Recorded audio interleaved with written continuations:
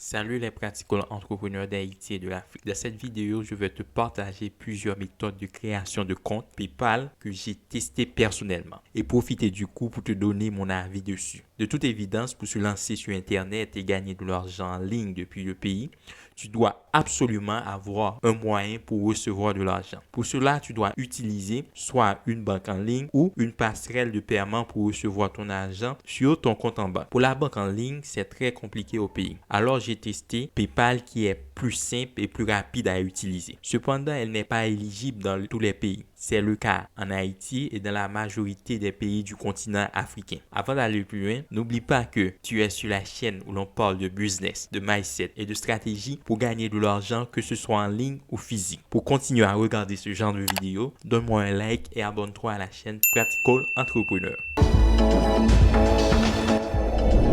Personnellement, j'ai testé plus de 2 méthodes de création de compte PayPal au pays. Toutes ces méthodes, je les ai vues sur YouTube, donc on va passer à la première méthode. Numéro 1. J'ai essayé de créer un compte PayPal personnel avec une adresse postale que j'ai pris au hasard sur Google. J'ai choisi une adresse dans un pays éligible. J'ai pris comme pays les États-Unis, puis j'ai pris un numéro de téléphone quelconque des États-Unis. Avec ces informations, j'ai arrivé à créer le compte PayPal sans grande difficulté. Comme ce n'était pas mon vrai numéro de téléphone, après quelques jours d'expérimentation ou d'utilisation, on m'a demandé de changer de mot de passe par mesure de sécurité parce qu'on a vu que je n'étais pas aux États-Unis ou du moins que je ne vivais pas aux États-Unis. Puis, on m'a envoyé une code d'authentification sur le numéro de téléphone que j'avais choisi. Donc, je ne pouvais pas y accéder parce que ce n'était pas mon numéro de téléphone. Du coup, je n'avais pas accès à ce compte PayPal. Donc, ce compte PayPal a été perdu. Donc, je ne pouvais pas l'utiliser jusqu'à maintenant. Méthode numéro 2, j'ai essayé de créer un compte PayPal Business depuis le pays. Car dans une vidéo YouTube, le créateur disait que je pouvais utiliser mon propre numéro de téléphone dans le cadre de la création d'un compte Business PayPal.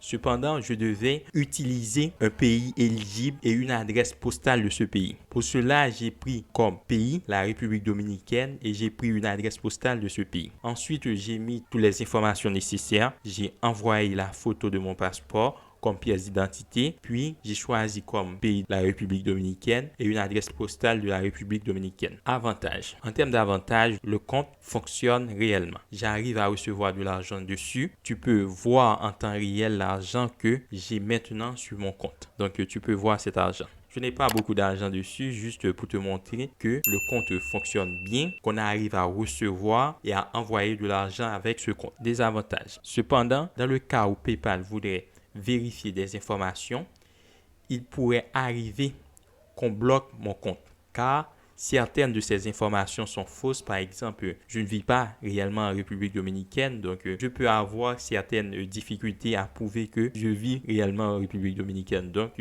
cette stratégie présente certains risques. Dans ce cas, il n'est pas vraiment safe. On risque de me bloquer ou encore de bloquer ce compte. La méthode numéro 3. J'ai testé la méthode la plus simple qui consiste à demander une personne de confiance ou un membre de ma famille de créer un compte business pour moi afin d'être en mesure de l'utiliser à sa place. Donc pour cela, je dois recevoir les données suivantes. Adresse email avec laquelle la personne a créé le compte et son mot de passe et ensuite le mot de passe du compte PayPal. Comme avantage, on peut tout faire avec ce compte dans la mesure qu'on reste en contact avec cette personne pour recevoir le code d'authentification lorsqu'on veut changer de mot de passe ou encore lorsqu'il y a un problème de sécurité. Et comme désavantage, si ce n'est pas une personne de confiance, tu risques d'être volé ou encore de te voir voler ton argent. Sache que le plus grand problème avec PayPal en Haïti, c'est qu'on n'arrive pas à recevoir de l'argent grâce aux banques en Haïti. Car on peut voir dans cette liste qui défile toutes les banques qui sont éligibles. Cependant, aucune de ces banques n'est en Haïti.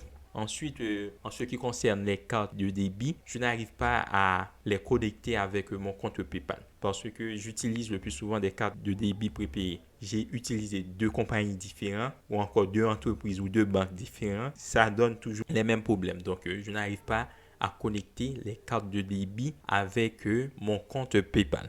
Donc, pour terminer, je pense que vous avez bien vu ou encore vous avez compris mes expériences, qu'est-ce qui a marché, ce qui n'a pas marché. Donc, j'attends vos suggestions, vos commentaires et tout. Pour avoir plus de vidéos de ce genre, donne-moi un like et abonne-toi à la chaîne Practical Entrepreneur. N'oublie pas que la vie sourit aux gens qui passent massivement à l'action. Bonne journée.